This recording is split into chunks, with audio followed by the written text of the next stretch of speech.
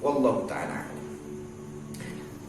Para ulama adalah para wali Allah Subhanahu wa ta'ala. Maka berhati-hati dengan kondisi mereka. Demikian pula orang-orang beriman yang mereka nampak kesolehan dari amal-amal mereka.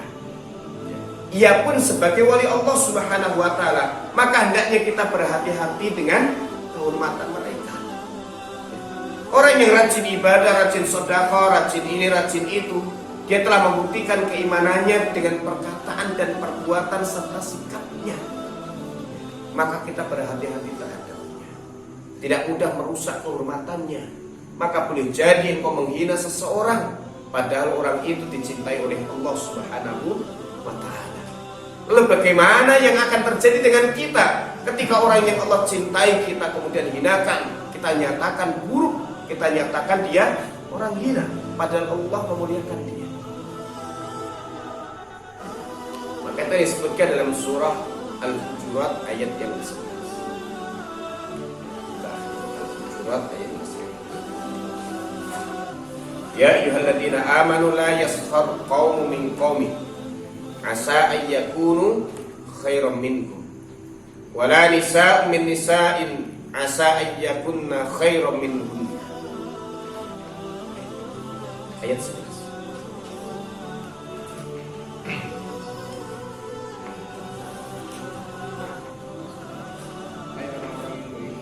Janganlah suatu kaum mengolok-olokkan kaum yang lain, karena boleh jadi mereka yang diolok-olokkan lebih baik daripada mereka yang mengolok-olokkan. Dan jangan pula wanita-wanita mengolok-olokkan wanita-wanita lain, karena boleh jadi wanita-wanita yang diolok-olokkan lebih baik daripada wanita yang mengolok-olokkan.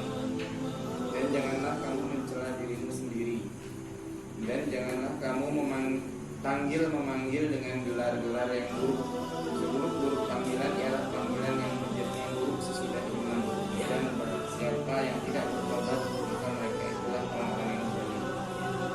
Tapi barakallahu fikum, ketika kita ingin menjelekkan seorang mukmin atau ingin membongkar aib seorang mukmin, yang perlu kita pikirkan adalah apakah saya ini lebih mulia di hadapan Allah dari dia, ataukah dia itu lebih mulia dibandingkan dengan kita. Maka kita khawatir ternyata orang tadi adalah orang yang lebih dicintai oleh Allah daripada kita. Lalu apa yang akan terjadi kalau kemudian orang yang orang tersebut lebih dicintai oleh Allah Ta'ala, lebih baik di mata Allah Subhanahu wa ta'ala daripada kita, lalu kemudian kita mengumbar aibnya, kita menjelek-jelekannya, bahkan kita merendahkannya serendah-rendahnya, maka tentu Allah Subhanahu wa ta'ala akan marah pada kita. Oleh sebab itu, ghibah ini dalam bahasan para ulama termasuk salah satu dosa yang sangat mengerikan. Bahkan digambarkan di dalam Al-Hujurat ayat yang 12,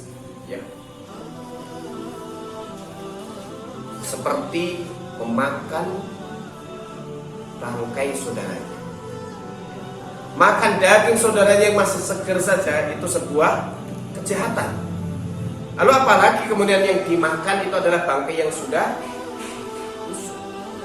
Ini tuh menggambarkan betapa buruknya perbuatan ghibah, menggunjing terhadap orang beriman di mata Allah Subhanahu wa ta'ala. Maka kemudian diperintahkan untuk bertakwa berkaitan dengan masalah itu. Lalu lebih kalau mereka kemudian Allah jadikan sebagai sarana umat ini mendapatkan kebaikan, umat ini mendapatkan ilmu, maka menyombongkan diri terhadap mereka dan merusak kehormatan mereka, ini akan mendatangkan kemurkaan Allah Subhanahu